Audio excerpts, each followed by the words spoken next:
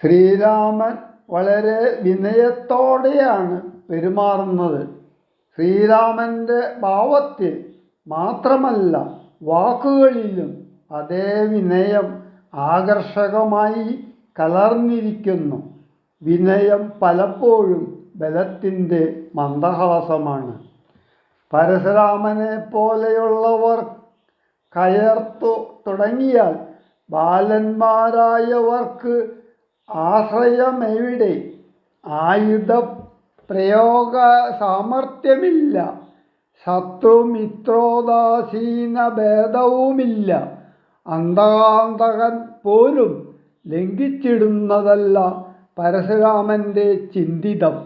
അതുകൊണ്ട് വില്ലുകൊടുക്കാനും താൻ കുലച്ചിടാം. അല്ലെങ്കിൽ പരശുരാമന് വിരോധം വേണ്ട എന്നും ശ്രീരാമൻ പറയുന്നു.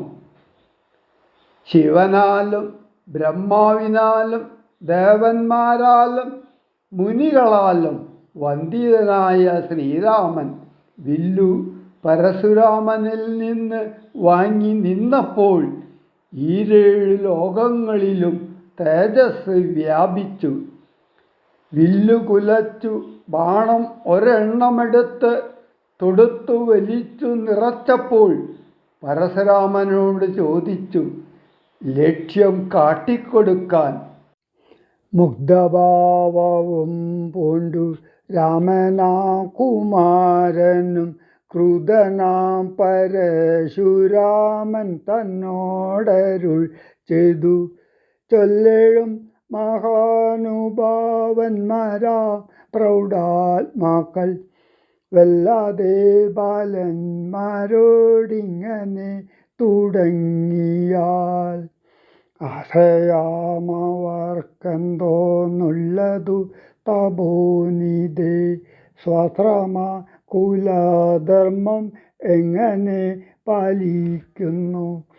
നിന്തിരുവടി തിരുവുള്ളത്തിൽ ഏറുന്നതി നന്തരമുണ്ടു പിന്നെ വരുന്നു നിരൂപിച്ചാൽ. അന്ധനായിരിപ്പൊരു ബാലകനുണ്ടു ഗുണബന്ധനം ഭവിക്കുന്നു സന്തതം ചിന്തിച്ചാലും.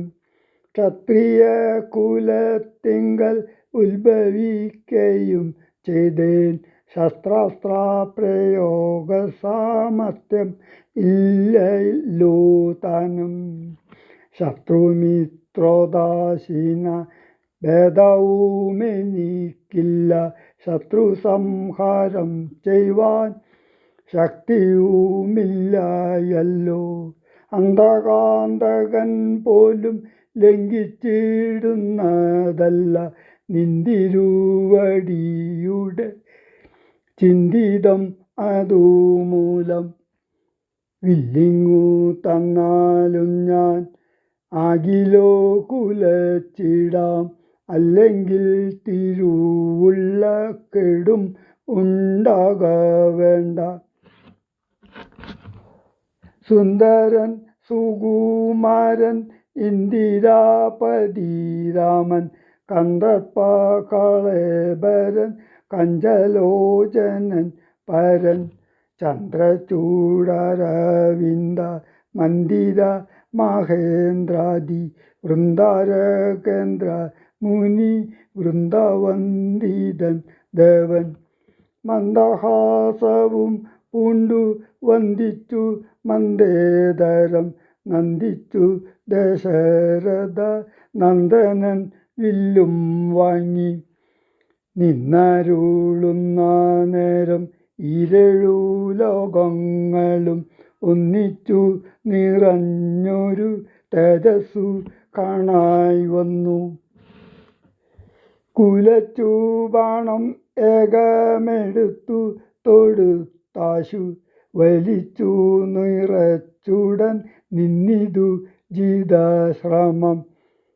ചോദിച്ചു ഭൃഗുപതി തന്നോടു രഘുപതി മോദത്തോടരുളി ചെയ്തിടണം ദയാനിധേ.